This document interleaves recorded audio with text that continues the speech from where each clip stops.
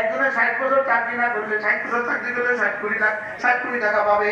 এই জন্য তার চাকরিটা তার কাছে কেমন আনন্দের। 10 বছর পরে একটা ইনক্রিমেন্ট হবে, ওই ইনক্রিমেন্টে তার বেতন হবে 1,70,000। এখন আছে তার 70,000। 10 বছর পরে কি হবে? একটা ইনক্রিমেন্ট হবে, ওটাতে 1,70,000। এবার এই 10 বছরের বেঁচে থাকার আশা তার কেমন? হ্যাঁ, ওই আরেকজন র্যাব অফিসার বলেন, 10 বছর বেঁচে থাকার আশা তার কেমন? কি লিখা মাতে না? 1,00,000 বেতন বাড়বে, এই আশা তার 10 বছর বেঁচে থাকাকে কি আশা যোগায়? আমি যদি কালকে আরেকদিন বেঁচে থাকি, 32টা ছেদা বাড়তে 64টা ছেদা বাড়তে দিতে পারবো।